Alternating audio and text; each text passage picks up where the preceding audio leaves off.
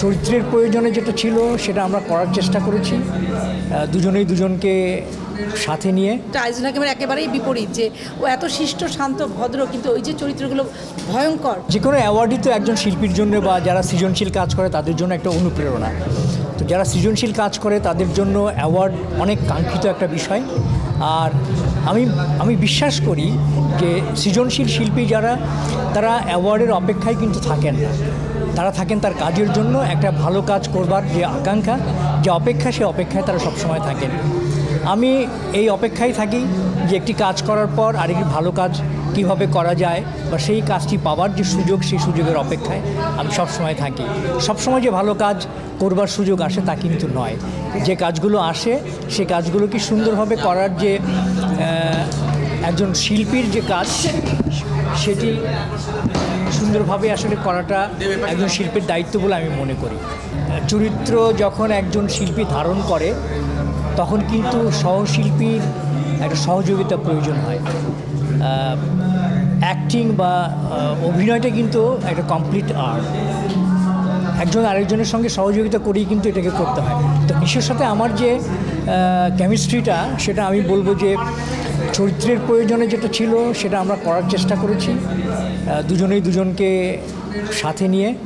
দর্শকদের কাছে সেটা ভালো লাগছে, এটা আমার জন্য অনেক বড় একটি পাওয়া। তো আমি বিশ্বাস করি যে একজন শিল্পীর জন্য একজন কোয়ার্টিস্ট অনেক বড় ইম্পর্ট্যান্ট একটা বিষয়।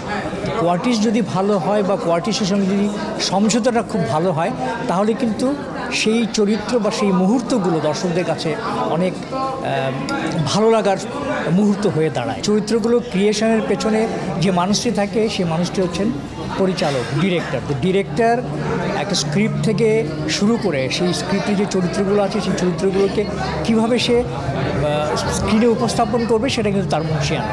তো সুতরাং ভালো কাজ তৈরির পেছনে বা ভালো কাজ দর্শকদের পছন্দের পেছনে যে মানুষটি কাজ করে, সে মানুষটি হচ্ছে ডিরেক্টর। তো প্রত্যেকটা কাজের পেছনে যে ডিরেক্টর আছে, সেই ডিরেক্টরকে অবশ্যই সাধুবাদ দিতে হয়। সিজন ভিকির কথা একবারও বলছো না, মানে ভিকির স্ক্রিপ্ট পেয়ে ও এত এক্সাইটেড থাকে এবং ওই স্ক্রিপ্টে এত আবেগ দিয়ে পড়ে এবং বলে জিনাত এত ভালো একটা স্ক্রিপ্ট, এত ভালো এবং ভিকির মেকিংটাও কিন্তু ডিফারেন্ট, এটা স্বীকার করতে হবে। একদম তরুণ, যেটা আমার ভালো লাগে, যেটা আমাকে শুভ প্রশ্ন করলো যে ওর শুরু থেকে যে সেই আজিজুল হাকিম 90-এর, হয়তো এখানে অনেকে জানেও না, ইমদাদুল হক মিলন ভাইয়ের লেখা যে ফখরুল আবেদিন দুলাল ভাইয়ের বিটিভির, যেটা দিয়ে অলি চরিত্র কোন কাননের ফুলের একজন রোমান্টিক নায়ক আজিজুল হাকিম। আমার বয়সটাও তখন অনেক কম ছিল, আমি ঢাকা ইউনিভার্সিটিতে পড়ছিলাম। সেই সময়ের আজিজুল হাকিমের অভিনয় যেমন ভালো লাগতো এবং অনেক দর্শক তাকে পছন্দ করতেন।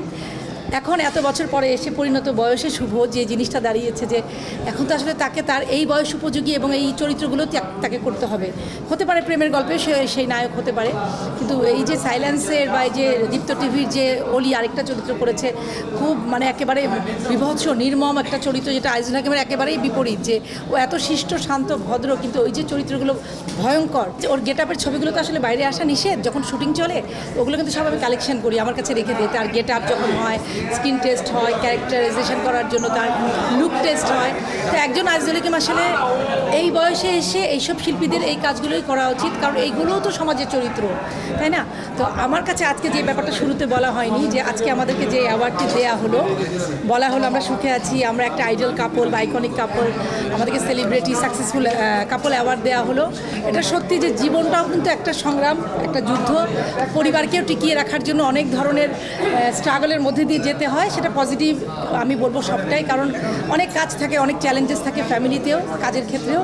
তো আমি এটাই বলবো যে আমাদেরকে দুজনকে একসাথে আল্লাহ আমাদেরকে এত দূর এনেছেন, এবং কিছু ব্যাপার আমি খুব মজা করি যে অনেকে আজকাল তো ওই কালচারটা হারিয়ে গেছে, যে স্বামী স্ত্রী একসাথে একই অঙ্গনে একইভাবে দুজনকে সাপোর্ট করে এগিয়ে চলে যাওয়া, আমরা সেটা করতে পারছি, এটা আমাদের সৌভাগ্য। আর আমি একটা কথা কবিতাই বলতে চাই, যেহেতু আমি শুরুতেই বলছি আমাদের কবি কাজী নজরুল ইসলামের সেই পংক্তিটা আমার মনে পড়ছে, যে ছিন্ন পালের কাছি পাড়ি দিতে নদী, হাল ভাঙে যদি ছিন্ন পালের কাছি, মৃত্যুর মুখে দাঁড়ায়ে জানিবে তুমি আছো আমি আছি। দেশে দেশে সবার সাথে দ্য নিউজ।